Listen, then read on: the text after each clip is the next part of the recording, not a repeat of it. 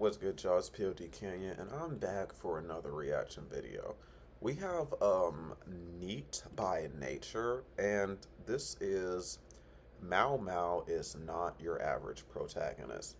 Now, I watched this show called Apothecary Diaries because I heard I kept on hearing it was really good first of all, and then I heard they were rolling out with a season 2, so I decided to tap in. And I'm not gonna lie, this show had me fairly interested. I feel like he'll explain it. So, yeah.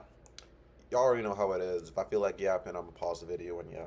But, yeah, let's describe why she's not an average protagonist. I'm not gonna lie, yeah. Is great, which is...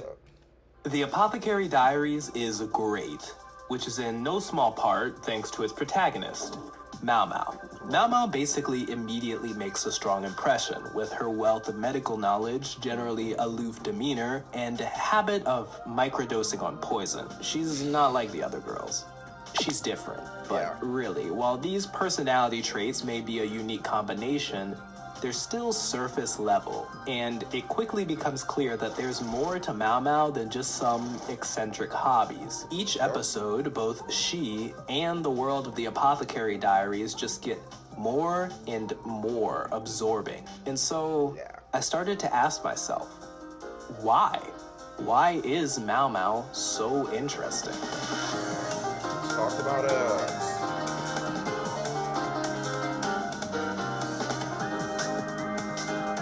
I want to share my thoughts just yet. I'll give a little bit of a... The Apothecary Diaries, or Kusuriya no Hitorigoto, is a mystery series set in a fictional country based on Imperial China. Originally a web novel written by Hyuga Natsu, it eventually began being published as a light novel, and since has been adapted into both a manga and now an anime. It follows Maomao, an apothecary by trade who at the very start of the series is kidnapped and sold into servitude. She ends up... if y'all don't know what apothecary is, pretty much you deal with medicine, poison, stuff like that. Working in the rear palace, or inner court if you're reading the manga, essentially a giant estate that houses the emperor's many concubines, existing for the purpose of creating as many heirs as possible. After warning one of the emperor's highest-ranked consorts about the cause of her baby's deteriorating health, Maomao is promoted to being one of her personal maids. From here, she's drawn increasingly deeper into the secrets of the court, investigating case after case, whether under orders or out of her own curiosity. Maomao stands out initially because of her personality traits. She's unusual, both when compared to other characters in this series and to other female protagonists. While it may not be 100% unique, her particular blend of logical reasoning, bizarre idiosyncrasies, and empathy is something I feel like I haven't seen all that often. While the more rational side of her wants to go under the radar and avoid trouble, she also cares about the well-being of others and uses her knowledge to help them throughout the series. And all of this is only made better by the anime. I've been a fan of the Apothecary Diaries manga for years, so it was no surprise to me that the show was good. What was a surprise was how effectively Yuki Aoi's vocal performance for Maomao distills the essence of the character. I'm not huge into voice actors, and I usually can only remember that she voiced Hibiki from Symphogear and Madoka from Madoka. I may have been less surprised if I hadn't forgotten she also voiced Lucy from Cyberpunk Edgerunners, but I was impressed by how different her interpretation of Maomao is from those other roles. Whether she's pondering the implications of her actions or giggling while imagining poisoning herself, it all feels right. But while all this is great, no discussion of Maomao is complete without talking about the setting of the Apothecary Diaries. Setting is important to any story, of course, but I think in this case, it and Maomao's relationship with it are an essential aspect to understanding the appeal of the series. The Apothecary Diaries is far from the only manga or anime set in a fictional version of historical East Asian countries. There's also series like Yona of the Dawn or The Eccentric Doctor of the Moonflower Kingdom. More on that second one later. But when I first read the Apothecary Diaries, I was captivated by just how rich its world is. Yeah, I definitely was immersed in this world for sure, and I don't know a lot about like that time period in China or really China in general. So when they would give us like little tidbits of information on how the society and stuff would work, I actually felt that found that interesting. I felt like I was learning a This lot may have while been being that it into was the the first story. time I had been exposed to this kind of setting, Come even though on. it's not actually that uncommon, particularly in webcomics and Chinese dramas. But I Okay. don't think that newness entirely explains its allure. Right. The Apothecary Diaries creates a natural feeling world by combining real medical truth in Chinese history with fictional elements. Yep. The country where it's set is ruled by a hereditary line of emperors who each have a harem of concubines gathered from far and wide, just like China. This particular Okay. incarnation of that system, with 4 high-ranked consorts outside of the empress, seems most similar to the Tang dynasty, according to Wikipedia. The use Okay. of lead whitening powder for cosmetic purposes, which also appears in the series, dates as far back as the 8th century BC. But not every element that appears here is factual. Right. For example, aphrodisiacs? Not real. And using Obviously. silver tableware to identify poisoned meals is dubious. This apparently was used by rulers as a countermeasure against arsenic, which was thought to cause silver chopsticks to tarnish. However, silver doesn't actually react to the presence of arsenic, but instead to the presence of sulfur. And while it is possible for arsenic to exist in a sulfide compound, it still would I probably was take too like, long. you lost me. You lost me a little bit, but I get what you're trying to say. Reaction to occur.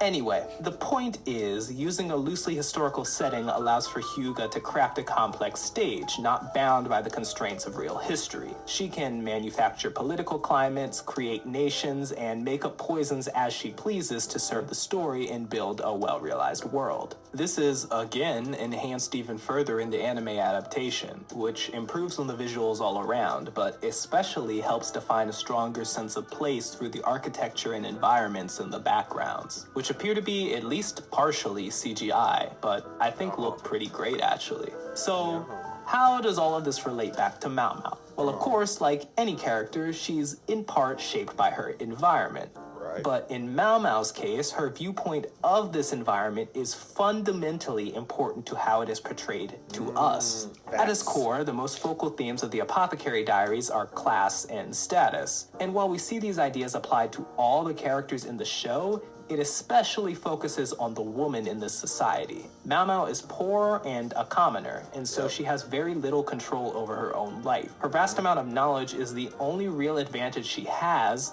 because it makes her useful to the more powerful people around her. Poison was not only an extremely common method of assassination in China, but was also a large part of traditional Chinese medicine. So, being an apothecary, this makes Maomao's obsession with it understandable, and leaves her especially qualified to explain the many incidents that occur in the rear palace. These cases are not simple whodunits. Everyone Maomao is involved in exists to reveal another layer behind the struggles of the characters. The series barely even bothers to bury the lead about who the culprit of a crime is at all. What's more important is how and why they did it. How allows for fun scenes of Maomao uncovering the secrets below the surface of these mysteries, while also deepening our understanding of the knowledge that exists in this world. And Facts. why helps us see into these characters' thoughts and feelings, giving us more insight into Maomao herself through her reactions to these reasons. This series loves to live in gray areas.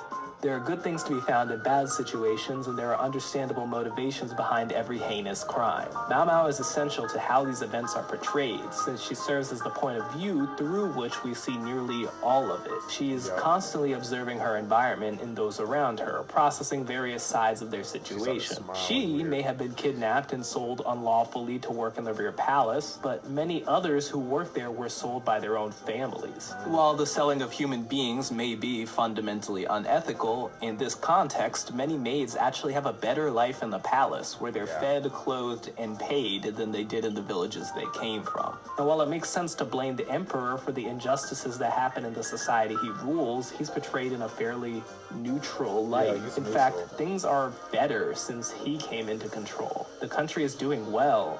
He even outlawed slavery.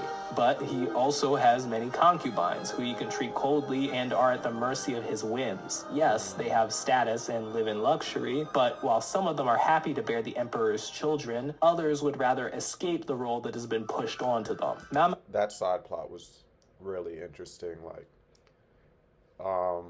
Pretty much she fell on purpose. And the way that they described it, they made it all like, oh, I wonder what if. But essentially, she was bought to be the emperor's concubine, which is like the lady or whatever.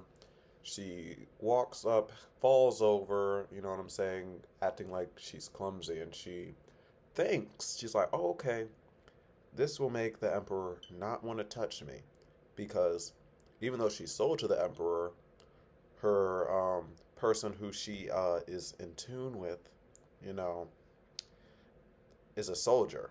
So if she's able to be replaced, which is what happened, she was able to be with who she really wanted to be with, which I think is interesting, you know? Yeah, and I've just been thinking about the different, the different mysteries uncovered, and yeah, there'll be times where I quickly figure out who did it, but the reason why is even more interesting than the person. You know what I'm saying? Forced to confront all of this. And she does it in her typical level-headed fashion. She's very much a realist. Yeah. She knows she doesn't really have the ability to improve society. She's just trying to make it through unscathed. And in the process, she has to make decisions about how to handle any investigation she has been tasked. Sometimes this means doing something reckless and stepping outside her normal demeanor in order to protect someone else's well-being. Yeah, she was going crazy. The intimidation, she was like, look, my nigga, I know you're responsible for this, and I don't want to have another sister be executed, so why don't you tighten the fuck up? She's like, oh, sometimes this means deciding whether to actually reveal the truth when she knows someone else will get punished, likely without the circumstances behind their actions being taken into account. It's this way that Maomao engages with everything around her that gives her, and by extension, the entire series, a sense of depth. I think a good way to add some more insight into what makes this series work, though, is actually by examining a similar one. The formerly mentioned eccentric doctor of the Moonflower Kingdom is a story set in a fictional country based on Imperial China, starring a teenage doctor named Koyo. Koyo is a medical genius, and after saving one of his servants from a lethal wound, the prince of the country takes an interest in her, bringing her to the capital to use her abilities for his own gain. There are a lot of parallels between the Apothecary Diaries and this series. The setting, the focus on medical elements, and on paper, many aspects of the protagonist. To the point that Koyo even has an unusual obsession that she can't resist getting excited about. Though, rather than poison and herbs, it's muscles. Koyo and Maomao are actually very different in important ways, though. Koyo is made out to be more capable than Maomao, somehow. She has a photographic memory and performs surgeries successfully on the first try. But unlike Maomao, who is logical but also cares about others, Koyo is characterized as an airhead whose fatal flaw is her lack of empathy. She just wants to perform medical procedures and doesn't seem to have much regard for the actual patient. Combined, these traits keep her from being engaged with the events happening around her in any sort of meaningful way, and she just comes off as boring. The prince himself, Kae-yoon, is actually the one usually moving the plot forward, and it moves forward quickly. He decides Koyo is the key to the future of the country immediately, after seeing her perform a single surgery. From his perspective, her extensive knowledge is something that can counteract his enemies. A religious order gaining power through mysticism and misinformation. Unfortunately, this series simply leaves me with limited interest in the characters or world. It tries to set up a sense of conspiracy and intrigue, but isn't all that cleverly written and fails to really pull me in. What's more important, though, is that despite sharing a lot with the Apothecary Diaries, the setting of the eccentric doctor of the Moonflower Kingdom feels incredibly flat.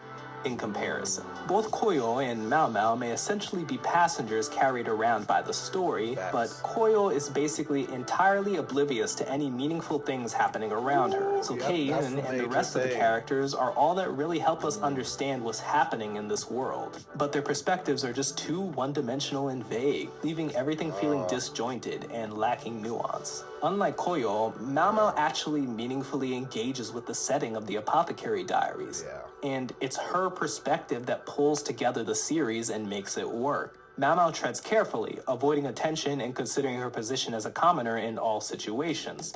But she is willing to step out of that comfort zone if there is a reason to, often when someone's life or well-being is at stake. And because she contemplates the feelings and motivations of others, even if she doesn't fully understand them, we get to see different sides of the many walks of life that surround her. We understand how women are taught to value marriage and devote themselves to their That's the side husbands, plot I was talking but about. also how they don't always have a choice in who they marry.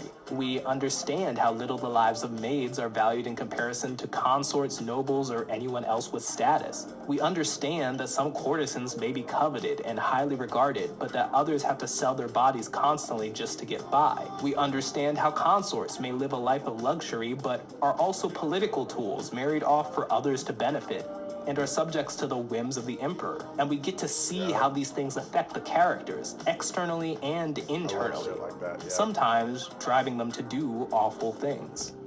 Because even though we're past this time period, and obviously these are fictional characters, just having like it feel like real, it makes you feel like you were actually there and that you're like getting like a first person insight about this type of history that different people had to go through. It's really interesting. And I really did enjoy this show. I think the two, like, there's still like side plots in my head that have me like thinking, oh, is that real? Like, what's one? I think one was like one of the babies died early and she was feeding the baby honey, right? Now, honey is cool, but honey straight out of a flower to an infant is deadly and practically like poison. See, that's something I didn't know, but it was interesting. And the thing about Maomao as a character, I feel like he said it all, which is why I kind of clicked on this video. But um, the thing that I see in Maomao that like I a little bit envy is just the level of emotional maturity from her. Now, obviously, this is something that she has to do in the time period because she knows that she only has power in certain areas, so she just uses the most of those and is able to accept the times that she doesn't have power. That is things that a lot of us, even me, I definitely got to work on for real. And like, just like one of the last subplots of the season, um, she pretty much realizes, like, not even realizes, she knows about her father and about her mother. She knows her father and like, oh goodness, like yeah, this side plot has really had me thinking because this is how I just ended the season. Is like she kind of showed the father where her mother is, and for her, she doesn't mess with either one of them. But she realizes, understands the climate that they're in, and the fact that they just had to do what they have to do. So she doesn't, like, obviously, they're straight in the relationship. They don't really talk or anything like that. But she has understanding in why they are where they are. And instead of holding all that resentment for them being who they are, she just realizes that even though I know we won't have a relationship, I still wish the best for you because I would not be here if it wasn't for you. That moment and like realizing like because there were like flashes of the mother like I guess crashing out and attempting to kill her as a baby, and Maomao like immediately recognizes this as, oh, I was flashing back to the past. Um, and what I'm guessing is that, and y'all can get me if I'm, you know what I'm saying, please correct me if I'm wrong here if y'all have seen the show. But what I'm guessing is that either the mother or somehow her pinky finger got cut off. And then she said, like, the tip of your fingers as babies grow back. So the tip, like the fingertip that the mom had, which I was pretty much like, I'm 90% sure this is Mao's mom, but it was just verification at the end of the season. Because you said her fingertip did grow back, but her mom still has her original pinky fingertip or whatever. So she had her mom and her father reunite. The father bought out the mom. Now, how they got separated and all that, I'm not going to go down that. You read or watch the story on your own. But I felt like I should have, you know what I'm saying? It was good to put this in here because it's just a difference in content. And I want to do at least one review for every show that I tune into, you know?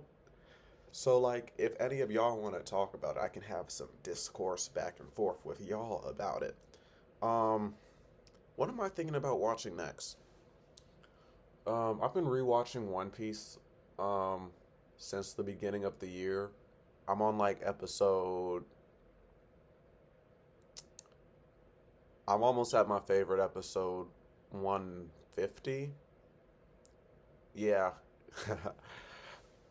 I just finished Alabasta again, and might I say, the crocodile parallel with certain powers, power structures saying like, oh, look at me, I saved the day. I can't be the bad guy, and then does all this stuff the first day in office. Fuck. Okay, that's the end of the video, pretty much. Yeah, we'll World finish what is he has to say. complex. There are different sides to every situation, and the push and Yeah. pull of characters playing into and fighting against the state of the This scene society was makes hard. it fascinating. Not gonna lie. Maomao is trying to navigate Just a as a system that visual is standpoint. unfair, sometimes even cruel, and Yeah. it's the strong synergy between Maomao and her environment that makes her stand out as such an excellent character. Her future is always in flux, with others trying to push her in different directions. Yeah. But while it isn't clear where Maomao will end up, her journey there will only give more insight into the intricacies of the world of the Apothecary Diaries. Yeah. And I am definitely here for it. Me too. That was all right. Yeah, I like doing like little reviews after I watched a series, stuff like that. There has been a lot of anime that I've watched, so if anything, if I go on like a run where I'm just reviewing different anime I've watched in the past, seeing like different people's videos and takes on that, I might do that because once again, this is a whatever channel. Like I don't have a niche. I'm sorry. I'm sorry, y'all. Y'all just gotta stop by and you know what I'm saying? Fuck with me if you fuck with me. You know what I'm saying? But yeah, y'all, I appreciate y'all rocking with me as always. Yeah, if y'all like the video, like it. Subscribe if you're new, because all we do is chill over here. And with that being said, y'all be great. Y'all be safe. Keep getting to that bag. And I'm going to catch y'all in the next video. Peace.